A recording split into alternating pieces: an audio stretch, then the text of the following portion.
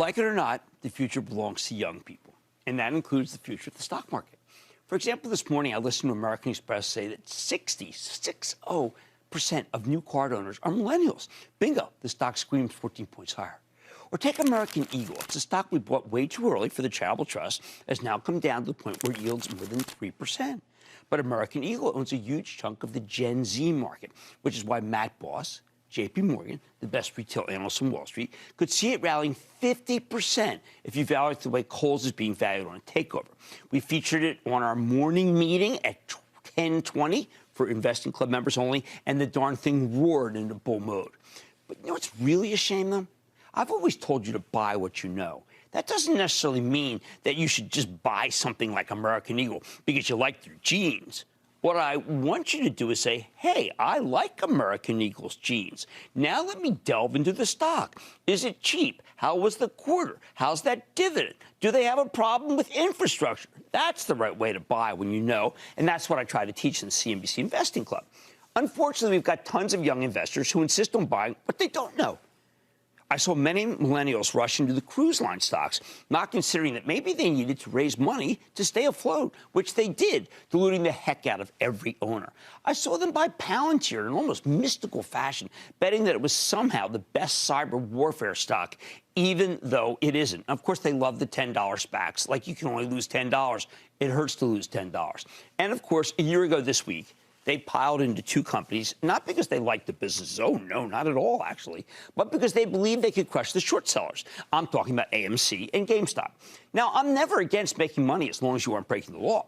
But I think it's a bad strategy to buy something that you either don't understand or don't care to understand. Sure, with AMC, everybody knows movie theaters, but you might not have known that CEO Adam Aron was desperate to raise some capital the whole way up to keep the company alive. It otherwise wouldn't have been.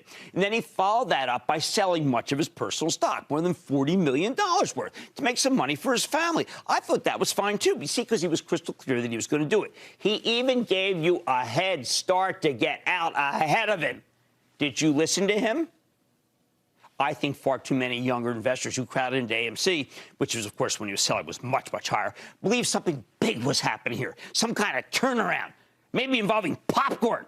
Nothing could be further from the truth. The numbers for the box office this year are horrendous, down 55% from pre-pandemic. I mean, they're horrible.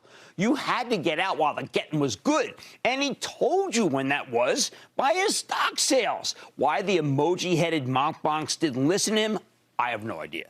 But at least with AMC, I can imagine a future where they're doing well. GameStop, on the other hand, was always much harder to justify as an investment. It's a video game retailer in a world where people just download their games over the web. The whole bull thesis here was always tenuous, to put it lightly. The idea that an executive from Chewy, the digital pet food company, could come over to GameStop's board of directors and change everything, well, that was never a good reason to own the stock. Sure, maybe they really are going into crypto and NFTs, but that feels more like a way to capitalize on a popular buzzword. If they've finished my whole plan, I think they actually could do well. But maybe what they really should do, and I've been thinking about this because I am a rigorous thinker, maybe they should have gone into dog toys that you can buy with Dogecoin. More important, do younger people even, go to a GameStop? I mean, really? I mean, if you've actually gone to the stores and seen how antiquated they are, well, you've already had a rude awakening. I mean, it's like Guitar Hero. The people bidding this stock up simply knew that they could crack the shorts, and once the shorts were beaten, they stuck with the same playbook, even though it made no longer sense because there weren't any shorts in it. Right now, I'm seeing many younger investors get blown to smithereens because they don't know what they own. Many of them are proud that they smashed the short sellers in GameStop and AMC, but that was a year ago, for heaven's sake. And these hedge funds have moved on. Now, it's time to buy stocks of what you know. And if you truly knew GameStop and AMC, knew how to read a balance sheet with a ladder, you probably wouldn't like them here at all. Unless making money doesn't matter anymore, in which case you really are better off just watching football and betting on the game with one of a dozen apps every bit as good as Robinhood, if not better. We're all Caesars. I like to say there's always a bull market somewhere, and I promise to try to find it just for you, right here on Mad Money. I'm Jim Cramer. See you tomorrow. The news with Shepard Smith starts now.